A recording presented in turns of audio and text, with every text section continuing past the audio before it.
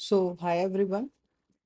Today we are going to solve the lead code problem 16 threesome closest. So, problem से ही पता चल रहा है कोई थ्रीसम टाइप का प्रॉब्लम है जिसमें कुछ क्लोजेस्ट से रिलेटेड कुछ ऐसा कॉन्सेप्ट गिवन होगा जो हम लोग को सॉल्व करना होगा। एक बार प्रॉब्लम को रीड करते हैं एंड देन और अच्छे से समझते हैं कि प्रॉब्लम बोल क्या रहा है। Given an integer array nums of length n and an integer target, find three integer in nums such that the sum is closest to the target. Return the sum of three integers. You may assume that each input would have exactly one solution. ठीक है। सो एक nums array दे रखा है हमें simply, उसमें से एक तीन एलिमेंट्स ऐसे ढूंढने हैं जो टारगेट से सबसे करीब हो। वो टारगेट के बराबर भी हो सकते हैं, टारगेट से सबसे नज़दीक भी हो सकते हैं, बट वो हमें निकालने हैं। और एग्जैक्टली वन सॉल्यूशन एग्जिस्ट कर रहा है यहाँ पे, हम लोग ये एज्यूम करके चल सकते हैं। ठीक है। सो डुप्लीकेट को एज सच कुछ हैंडल करने का दिक्कत नहीं है। हम लोग ये सपोज कर लेते हैं कि हमें एक थ्रीसम जो है, हमें थ्री एलिमेंट्स ढूंढने हैं जो कि टारगेट से सबसे ज़्यादा क्लोजेस्ट हो। तो ये मोर मोर द लाइक मतलब थ्रीसम जैसा ही प्रॉब्लम है, बस हम लोग को एक कंडीशन जो है उसमें ऐड ऑन करना पड़ेगा सो दैट हम लोग और इजीली उस प्रॉब्लम को सॉल्व कर पाए। एक एग्जांपल से इसको और अच्छे से समझते हैं कि प्रॉब्लम बोल क्या रहा है। -1 2 1 -4 एंड देन यहाँ पे टारगेट दे रखा है, हम लोग का टारगेट 1 दे रखा है। सो हम लोग को बोल रहा है कि वो जो तीन एलिमेंट्स मिलेंगे उन तीनों का सम, जैसे ए बी और सी जो एलिमेंट मिलेंगे उन तीनों का सम देना है। तो हम लोग को कौन से ऐसे तीन एलिमेंट्स मिल रहे हैं जो इसके सबसे करीब है। सो अगर हम लोग ऐसा सच यहाँ पे देखें तो -1 है और देन 2 है और ये 1 है। इन तीनों का जो सम करेंगे तो 2 आएगा और यही सबसे ज़्यादा टारगेट के क्लोजेस्ट है। ठीक है। अब इस प्रॉब्लम को अप्रोच कैसे करेंगे, इसको सॉल्व करने का इंट्यूशन क्या रहेगा, इसे कैसे सॉल्व करेंगे। तो यहाँ पे मैं एक बार और एग्जांपल को यूज लिख लेता हूँ और सिंपली इस प्रॉब्लम में भी हम लोग इस प्रॉब्लम को दो पार्ट में तोड़ देंगे। ठीक है। थ्रीसम को हम लोग टूसम में तोड़ देंगे और उसके बाद सॉल्व करेंगे। तो ith पॉइंटर को यहाँ पे रखेंगे एंड देन i+1th पॉइंटर को यहाँ पे एंड jth पॉइंटर को मैं यहाँ पे रखूँगा एंड देन इन पॉइंटर को आइट्रेट करूँगा और देखूँगा कि सबसे नज़दीक जो एलिमेंट है उसको आंसर नाम के वेरिएबल में स्टोर कर लूँगा, जो भी मुझे एलिमेंट आएगा। एंड देन हर बार इफ स्टेटमेंट लगा के मैं चेक करता रहूँगा कि अगर कोई मुझे ऐसा एलिमेंट मिल रहा है जिनका सम जो है वो आंसर से छोटा है तो उसको फिर मैं आंसर में स्टोर कर दूंगा और मुझे अपडेटेड हमेशा रहूँगा कि मुझे अपडेटेड आंसर मिलता रहे। ठीक है। तो इसका एक बार कोड करके देखते हैं क्योंकि ये सिमिलर टू थ्रीसम प्रॉब्लम है और जहाँ पे मुझे ग्रीडली बढ़ना है।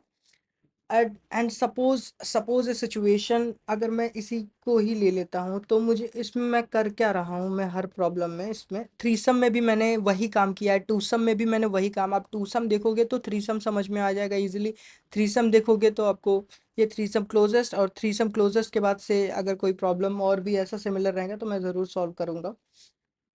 सो दैट मुझे यहाँ पे ith एलिमेंट रखना है, यहाँ पे मुझे i+1th एलिमेंट रखना है और यहाँ पे देन मुझे jth एलिमेंट रखना है और इनको आइटरेट करना है और इनको इंक्रीज और decrease based on the output हम लोग को जो आ रहा है। अगर ग्रेटर एलिमेंट आ रहा है, अगर डिक्रीज करना है, डिक्रीज करने के लिए हम लोग jth को घटाएंगे और इंक्रीज करने के लिए अपना आउटपुट अगर इंक्रीज करना है, वैल्यू जो आ रहा है उसको इंक्रीज करना है तो हम लोग ith पॉइंटर को बढ़ाएंगे। ठीक है। इसको एक बार कोड करके देखते हैं, हमें और क्लियरली समझ में आएगा कि प्रॉब्लम में करना क्या है एंड देन मैं फर्दर इसको एक्सप्लेन कर दूंगा।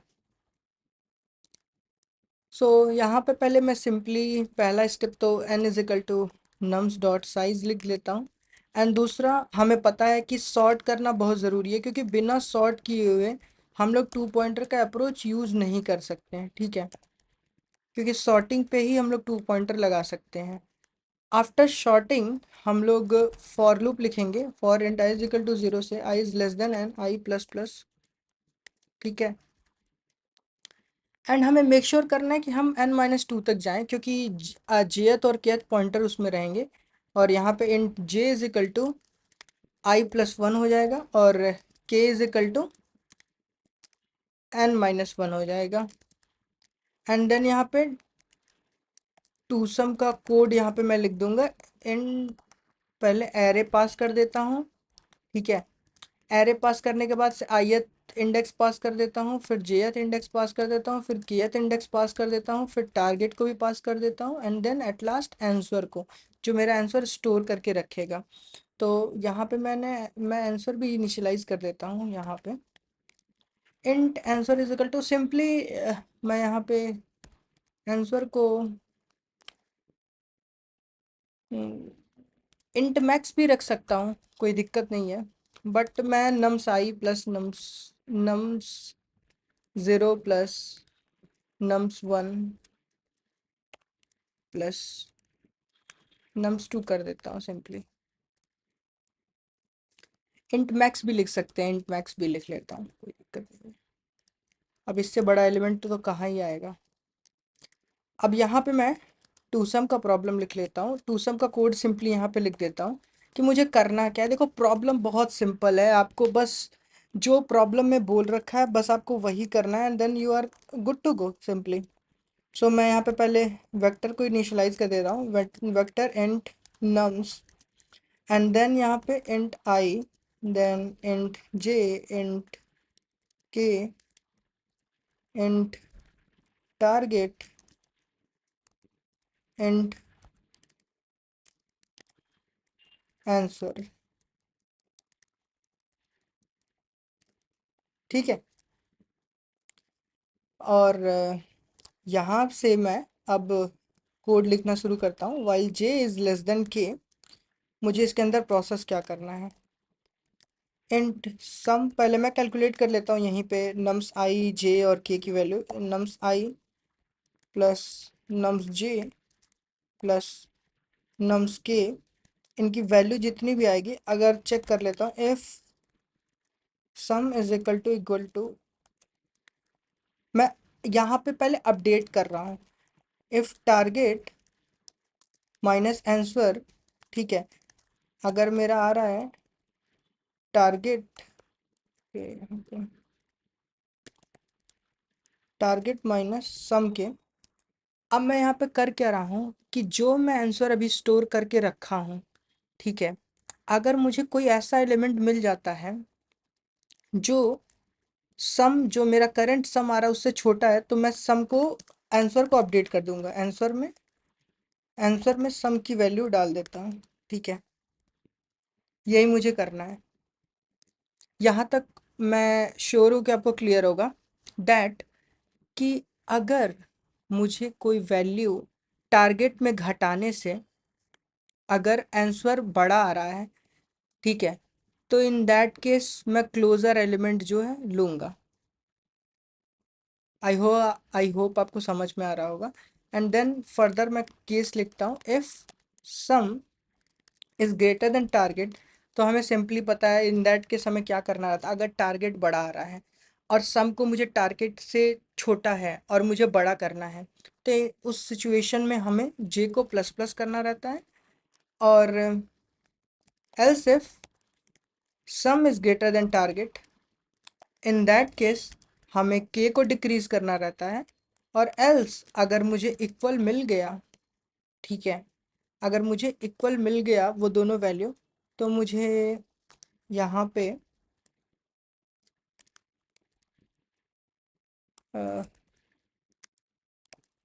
रिटर्न रिटर्न कर दूंगा।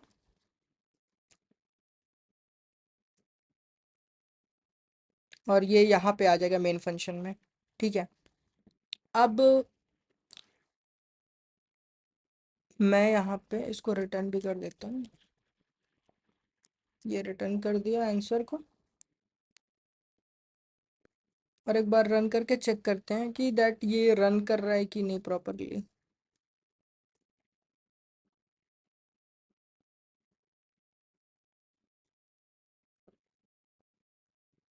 ओके, तो ये एक्सेप्टेड दिखा रहा है। इसको सबमिट करके देखते हैं।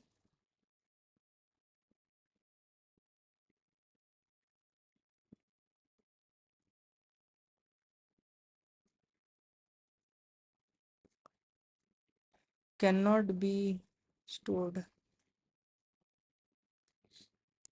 वैल्यू बड़ी आ रही है।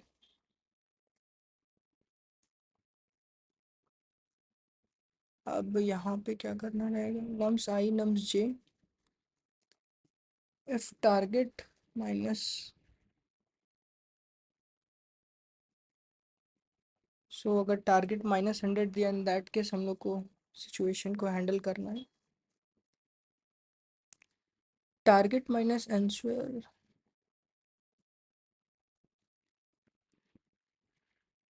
मैंने ये गलत किया है।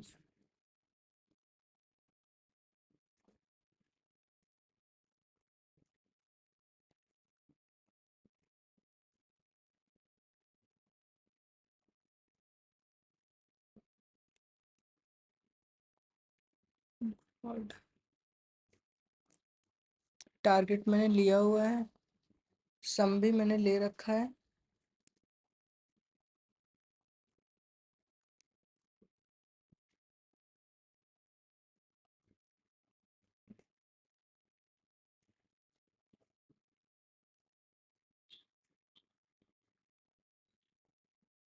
इसको पहले सही करता हूँ, ये तो ऐसे ही रहेगा।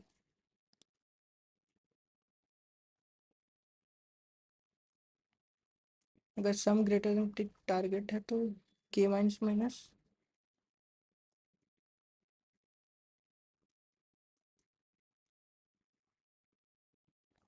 यहाँ पे मैंने आंसर रिटर्न किया हुआ है। ओके, तो मैंने यहाँ पे आंसर को अपडेट नहीं किया है, answer is equal to target करके और रिटर्न करूँगा।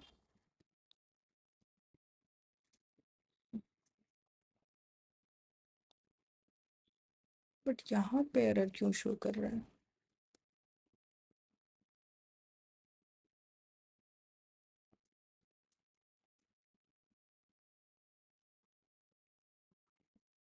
मैं एब्सोल्यूट वैल्यू ले रहा हूँ टारगेट माइनस आंसर और टारगेट माइनस सम, ये भी सही है।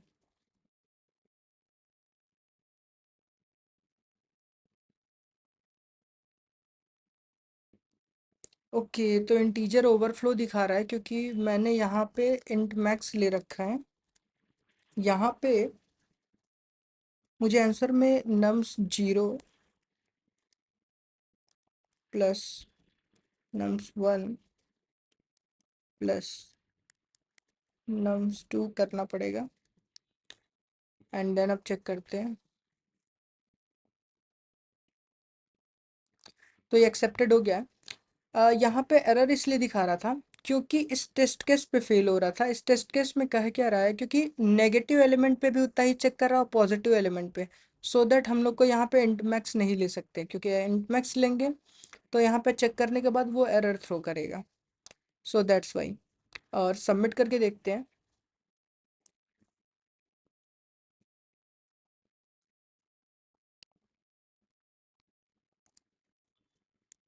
सो सबमिट भी हो गया यहाँ पे, और इसका टाइम कॉम्प्लेक्सिटी भी big O of n square होगा, क्योंकि हम लोग डबल वाइल लूप यूज़ कर रहे हैं, एक तो ये फंक्शन में टू सम में और एक यहाँ पे, तो time complexity big O of n square होगा। और स्पेस कॉम्प्लेक्सिटी इसका जो है वो big of 1, sorry big of 1 नहीं, हाँ बिग ऑफ 1 होगा। सो इसमें एक ऑप्टिमाइजेशन भी कर सकते हैं। हम देख सकते हैं जब यहाँ पे हमें टारगेट मिल जा रहा है और मैं रिटर्न कर दे रहा हूँ, तो रिटर्न करने के बाद से ये फॉर लूप जो है, आंसर तो मिल जा रहा है, फिर ये फॉर लूप फिर रन कर रहा है, ये फॉर लूप फिर रन करेगा। तो यहाँ पे मैं इसको बूल ले रहा हूँ, बूल, और जब यहाँ पे answer is equal to target मिल जाएगा तो मैं यहाँ पे रिटर्न ट्रू कर दूंगा, और नहीं तो रिटर्न फॉल्स। और यहाँ पे अगर ट्रू है, इसको एक कंडीशन में लिख दूंगा, इफ अगर ये ट्रू है, ठीक है, तो मुझे सिंपली क्या करना है, अगर ट्रू है ये, तो मुझे ब्रेक कर देना है इस कंडीशन को और आंसर को रिटर्न कर देना है, और यहाँ पे answer is equal to target लिख लेना है। ठीक है, आई होप ये ऑप्टिमाइजेशन आपको समझ में आया होगा, क्योंकि मैं सिंपली क्या कर रहा हूँ कि अगर answer is equal to target हो जा रहा है लास्ट कंडीशन में, तो सिंपली मुझे टारगेट को आंसर में डालना है, और अब इससे प्रिसाइज आंसर आपको नहीं मिल सकता है। Target is equal to answer ही मिल जा रहा है, सो मुझे सिंपली इसको ट्रू रिटर्न कर देना है, और यहाँ पे जब कंडीशन ट्रू हो जाएगा तो ये ब्रेक कर देगा, लूप को ब्रेक करेगा, और यहाँ पे मेरा आंसर रिटर्न कर देगा। सो इसको भी एक बार रन करके देख लेते हैं। ये एक्सेप्ट हो गया, सबमिट कर लेते हैं। एक स्लाइटर ऑप्टिमाइजेशन था। सो आई होप ये प्रॉब्लम आपको समझ में आया होगा। Thank you for watching. Bye bye.